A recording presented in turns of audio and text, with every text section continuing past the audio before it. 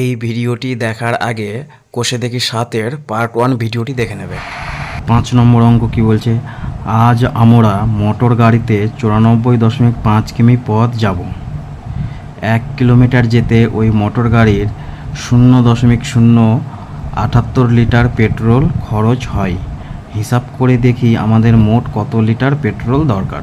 ঠিক আছে, আমরা মোটর গাড়িতে করে 94.5 কিমি পথ যাব। ঠিক আছে, 94.5 কিমি পথ যাব, কিন্তু বলছে 1 কিলোমিটার মানে 1 কিমি পথ যেতে এত লিটার পেট্রোল পুড়ে 0.078 লিটার পেট্রোল পুড়ে যায়। তাহলে আমরা যাব 94 কিমি, 1 কিমি থেকে বেশি তো 94.5 কিমি 1 কিমি থেকে বেশি, তাহলে আমরা বেশি গেলে বেশি তেল পুড়বে, তাই তো। তাহলে 1 কিমি যেতে পুড়ে 0.78 লিটার, তাহলে আমরা বেশি যাব 94.5 কিমি, তাহলে বেশি তেল পুড়বে। তাহলে সেই কতটা বেশি তেল পুড়বে সেটাই হিসাব করে বের করব। মোট পথ যাব আমরা কি মোট, যেটা মোট পথ যাব 94.5 কিলোমিটার কিমি। ঠিক আছে, তাহলে 1 কিমি যেতে পেট্রোল খরচ হয়। মোট পথ যাব আমরা কি মোট, যেটা মোট পথ যাব 94.5 কিলোমিটার কিমি। ঠিক আছে, তাহলে 1 কিমি যেতে পেট্রোল খরচ হয়, 1 কিমি যেতে পেট্রোল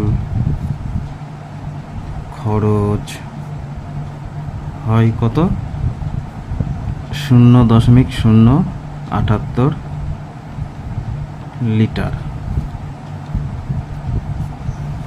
তাহলে এখন এই 94.5 কিমি পথ যেতে কত খরচ হবে, তাহলে সেটাই লিখব। 94.5 কিমি যেতে পেট্রোল খরচ হয় কত? বেশি হবে, তাহলে বেশি হলে 0.078 গুণ চিহ্ন হয়ে বসবে 94.5 লিটার, যেটা পাবো সেটা হবে লিটার। তাহলে এইটাকে আমরা এখন সমাধান করব। কি করে করব? উপরে 78 বসবে, 78-এর নিচে কি বসবে? দশমিকের জন্য 1, দশমিকের পরে কটা সংখ্যা রয়েছে? 3টে, এই 0, 7, 8, তাহলে 1, 2, 3, তাহলে 3টে 0 বসাবো। গুণিত কি আছে? 9, 4, 5 লিখে দিই, 9, 4, 5। এখানে দশমিকের জন্য 1, কটা সংখ্যা? একটা, তাহলে একটা 0। এখন কি হবে?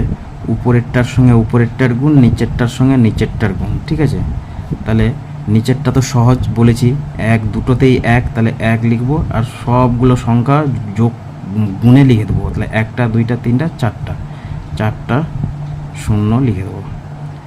গুণ করে হবে 7, 3, 7, 1, 0, তাই তো। 7, 3, 7, 1, 0 গুণ করে পাবে। এখন তাহলে কি হবে? নিচে আমরা দেখব 1-এর পরে কটা 0 আছে? 1, 2, 3, 4, তাহলে উপরে 4টার আগে বসে যাবে দশমিক, তাহলে 7, 3, 7, 1, 0।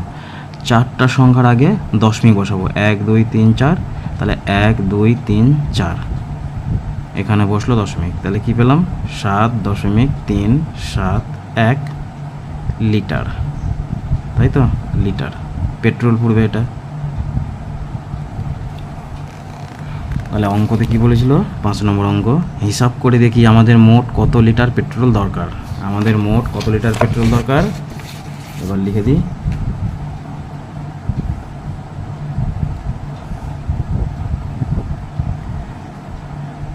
,94.5 কিমি পথ যেতে আমাদের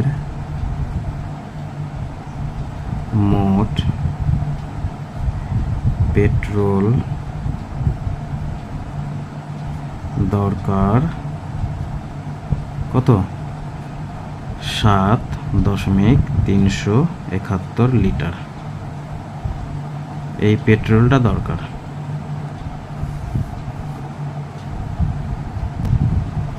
পরের অঙ্ক 6 নম্বর। আলিশার দাদা বাড়ি থেকে সাইকেলে চেপে শিবপুর লঞ্চ ঘাটে পৌঁছতে 1.4 ঘন্টা সময় নিল। যদি সে ঘন্টায় 11.5 কিমি বেগে সাইকেল চালায় তবে আলিশাদের বাড়ি থেকে শিবপুর লঞ্চ ঘাট কত দূরে হিসাব করি। ঠিক আছে,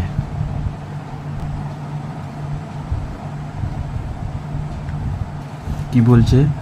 আলিশার দাদা বাড়ি থেকে, ধরে নিলাম এটা হচ্ছে বাড়ি, আলিশার দাদার বাড়ি, এটা বাড়ি থেকে সে সাইকেলে চেপে রওনা দিল।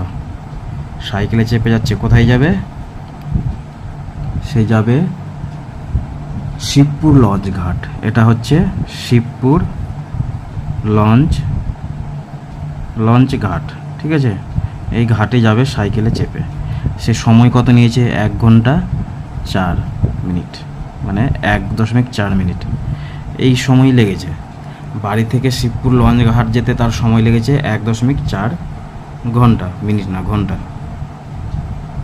ঠিক আছে, কিন্তু সে সাইকেল চালিয়েছিল কত কিমি বেগে? সে 11.5 কিমি বেগে সে সাইকেল চালিয়েছিল। 11.5 কিমি বেগে। আলিশা দাদা সাইকেল চালায় ঘন্টায়, ঠিক আছে, ঘন্টায় সাইকেল চালায় কত? 11.5 কিমি। ঠিক আছে, তাহলে সে 1 ঘন্টা থেকে বেশি লেগেছে, 1.4 ঘন্টা, মানে 1 ঘন্টা থেকে বেশি। তাহলে এটা 11.5 কিমি থেকে বেশি হবে। তাহলে ঘন্টায় সাইকেল চালাই এত, তাহলে 1 ঘন্টায়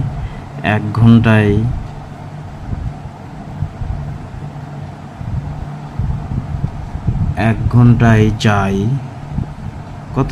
11.5 কিমি। 1 ঘন্টায় যাই 11.5 কিমি, তাহলে 1.4 ঘন্টায় কত যাবে? 1.4 ঘন্টায় যাই কত? বেশি যাবে, তাহলে বেশি গেলেই তো গুণ, তাই না? 1.4 কিমি। এখন এটাকে সমাধান করি। 11.5 লিখে দিয়ে নিচে 1 0, তাই তো? দশমিকের জন্য 1, তারপরে একটা সংখ্যা দশমিকের পরে, তাই একটা 0, গুণ চিহ্ন, উপরে 14, নিচে 10। এবার কি হবে? উপরেরটার সঙ্গে উপরের গুণ, নিচের সঙ্গে নিচের গুণ। নিচে তো বলেছি 1 লিখে যটা সংখ্যা 0 তটা 0 বসিয়ে দিতে হবে। আর 115 সঙ্গে 14 গুণটা তোমরা খাতায় করে নেবে। 115 সঙ্গে 14 গুণটা তোমরা খাতায় করে নাও। 16 10 এটা হবে গুণ করে। 115 সঙ্গে 14 গুণ করো, 1 6 1 0 পাবে। এবার কি করতে হবে? নিচে যটা 0 তটার আগে দশমিক বসে যাবে, তাহলে 1 2 এখানে দশমিক বসে যাবে, তাহলে 16.10। 0 বসালে না বসালেও চলবে, তাহলে 16.1 কিমি।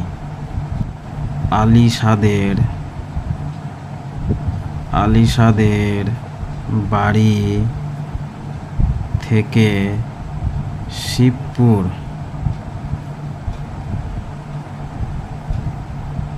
লঞ্চ ঘাটের দূরত্ব কত? দূরত্বই বের করলাম, 16.1 কিমি। ঠিক আছে, 7 দাগের অঙ্ক বলছে। 7 দাগের অঙ্ক। মা আমাকে 2.5 কিলোগ্রাম ডাল কিনে আনতে বললেন। 1 কিগ্রা ডালের দাম 62.50 টাকা হলে কত টাকা নিয়ে দোকানে যাব হিসাব করি। 1 কিগ্রা ডালের দাম 62.50 টাকা। আমাকে কিন্তু ডাল কিনতে হবে 2.50 কিগ্রা, মানে 1 কিগ্রা থেকে বেশি। তাহলে টাকা আমার 62 টাকা লাগছে 1 কিগ্রাতে, তাহলে অবশ্যই আমার টাকা আরও বেশি লাগবে। তাহলে মা আমাকে 2.5 কিগ্রা ডাল কিনে আনতে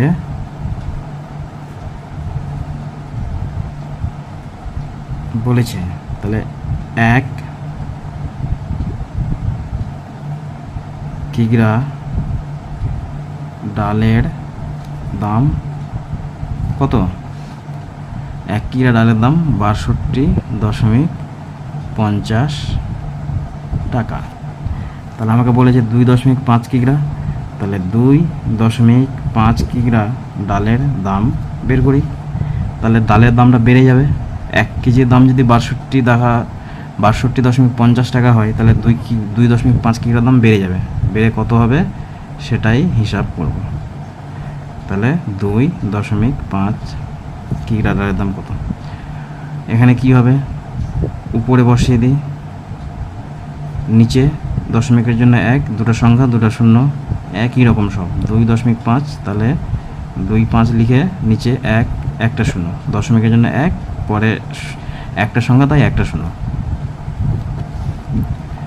নিচে যা বলেছি 1 লিখে কটা শূন্য হচ্ছে 3টে। উপরেরটা গুণ করো, 62.50-এর সঙ্গে 25-এর গুণ করো, গুণ করে যেটা হবে সেটা এখানে বসিয়ে দাও। তোমরা ভিডিওটাকে পজ করে থামিয়ে রেখে গুণটা করে মিলিয়ে নাও, ঠিক আছে? 62.50-এর সঙ্গে 25-এর গুণ করলে পাবে 1562550, ঠিক আছে? এবার 3টে শূন্য, তাই 3টের আগে দশমিক বসবে। তাহলে কত হবে? 156.250, 3টের আগে দশমিক বসাই, তাহলে কত পেলাম? 156.25 টাকা। তাহলে 2.5 কিলো ডাল কিনতে টাকা লাগবে কত?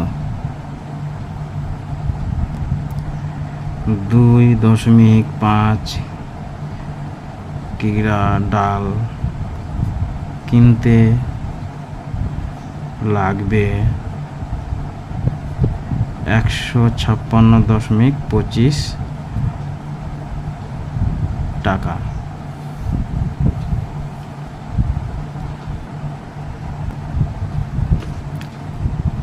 8 নম্বর অঙ্কটা বলছে একটি সমবাহু ত্রিভুজের পরিসীমা 14.4 সেমি। ওই সমবাহু ত্রিভুজের একটি বাহুর দৈর্ঘ্য কত সেমি, তা দশমিক সংখ্যায় লিখি। ঠিক আছে, এখানে বলছে সমবাহু ত্রিভুজ। আগে আমরা সমবাহু ত্রিভুজটা কেমন হয় সেটা দেখে নিই, ঠিক আছে? একটা ত্রিভুজ হবে, ত্রিভুজ মানে যার 3টি বাহু, তাকেই ত্রিভুজ বলা হয়। তাহলে এটা হলো একটি বাহু, এই রকম আর এবং ঠিক সমান সমান আরও 2টি বাহু হবে, ঠিক আছে? 3টি বাহু নিয়ে হয়, তাহলে 3টি বাহু আঁকলাম, এটাকে বলা হচ্ছে সমবাহু। তাহলে এই বাহু, এই বাহু, এই বাহু, এই 3টে বাহুই হচ্ছে সমান, তাই একে বলা হচ্ছে সমবাহু। তাহলে লিখে দাও, যার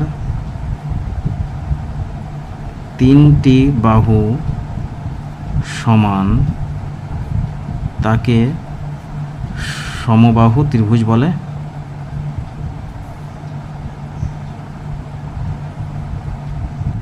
এই যে এটা হচ্ছে সীমা, ত্রিভুজের ধার বরাবর এটা হচ্ছে সীমা, তাহলে এটাকে বলা হয় পরিসীমা।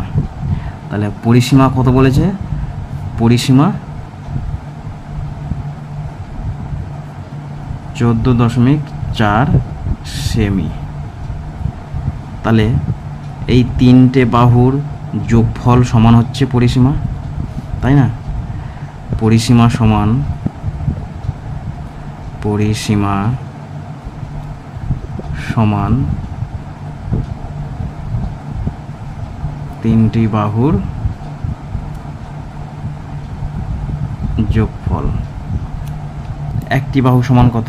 তাহলে 3টি বাহু সমান যদি 14.4 সেমি হয়, তাহলে একটি বাহু সমান কত? লিখো,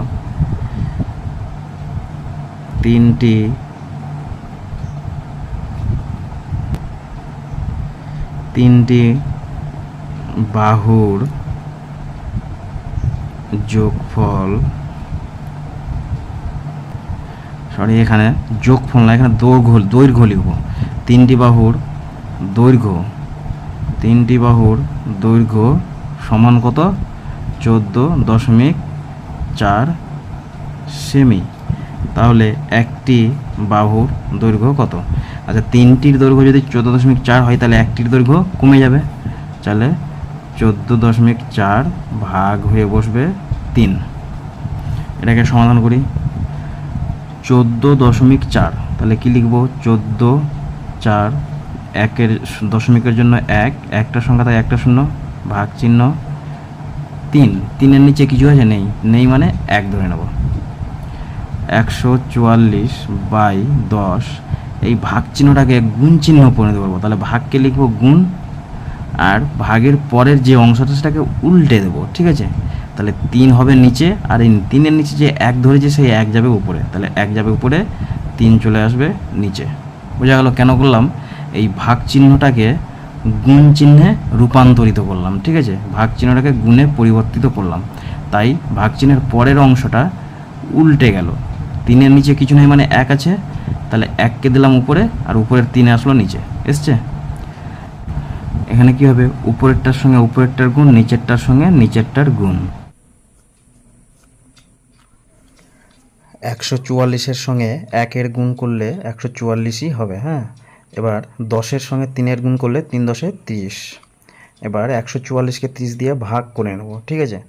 144 আর 30, 30-এর সঙ্গে কি গুণ করলে 144 তো না, তার কাছাকাছি পৌঁছে যাব।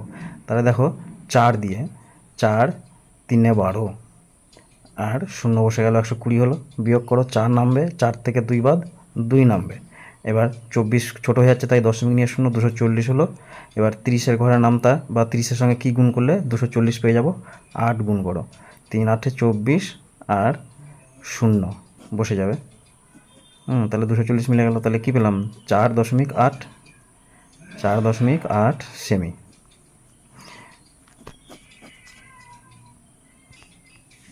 এবার একটি ত্রিভুজের দৈর্ঘ্য 4.8 সেমি। ভিডিওটি ভালো লাগলে একটি লাইক দেবে এবং বন্ধুদের সঙ্গে শেয়ার করবে, এবং পরবর্তী ভিডিও দেখার জন্য চ্যানেলটিকে সাবস্ক্রাইব করে রাখবে।